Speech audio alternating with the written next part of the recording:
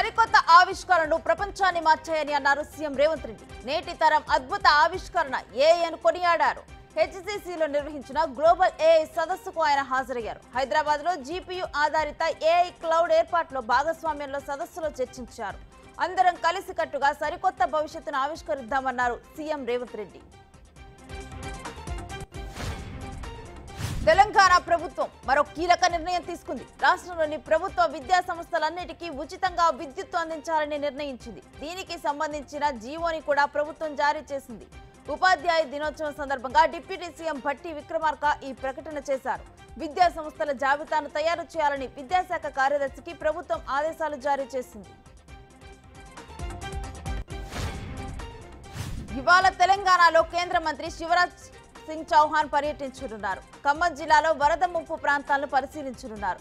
మదిర, ఖమ్మం, పాలేరు నియోజకవర్గాల్లో కేంద్ర మంత్రి పర్యటించి వరద నష్టాన్ని అంచనా వేయనున్నారు. నిన్న ఏపీలో పర్యటించారు కేంద్ర మంత్రి శివరాజ్ సింగ్ చౌహాన్. వరద ప్రభావిత ప్రాంతాలను క్షేత్రస్థాయిలో పరిశీలించారు. BRS IT cell head Konatham Dilip ను విడిచిపెట్టారు సిసిఎస్ పోలీసులు. అవసరమైతే మళ్లీ విచారణకు హాజరు కావాలని నోటీసులు జారీ చేశారు. సోషల్ మీడియాలో ప్రభుత్వంపై అసత్య ప్రచారం చేస్తున్నారని సిసిఎస్ పోలీసులు అదుపులోకి తీసుకున్నారు. విద్వేషాలను రెచ్చగొట్టే ప్రయత్నం చేస్తున్నారని ఆయనపై ఫిర్యాదులు నమోదు కావడంతో అదుపులోకి తీసుకుని విచారించారు.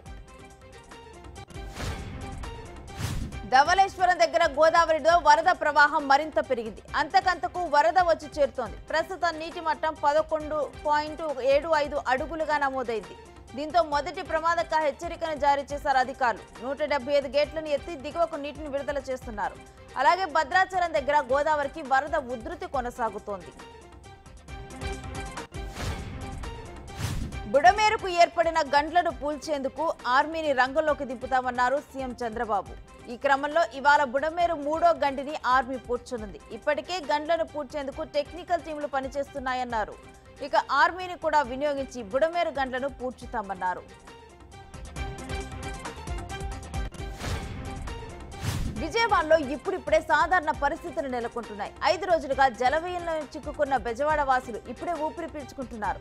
బురద క్లీనింగ్ పనులు యుద్ధ ప్రాతిపదికన జరుపుతున్నారు. మరోవైపు వరద బాధితులకు ఏపీ ప్రభుత్వం అండగా నిలుస్తోంది.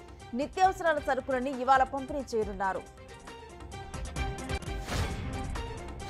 డిప్యూటీ సీఎం పవన్ కళ్యాణ్ మరోసారి తన మంచి మనసును చాటుకున్నారు. ఆకువీడు నుంచి తన సమస్యను చెప్పుకోవాలని వచ్చిన వృద్ధురాలు కృష్ణవేణిని పవన్ ఆప్యాయంగా పలకరించారు. ఆ వృద్ధురాలు పరిస్థితి చూసి పవన్ కళ్యాణ్ చలించిపోయారు. భోజనం చేయలేదని గ్రహించిన పవన్ ఆమెకు కారులో ఎక్కించుకొని తన కార్యాలయానికి తీసుకెళ్లారు. ఆమెకు భోజనం పెట్టించి ఆ తర్వాత సమస్యలను విన్నారు.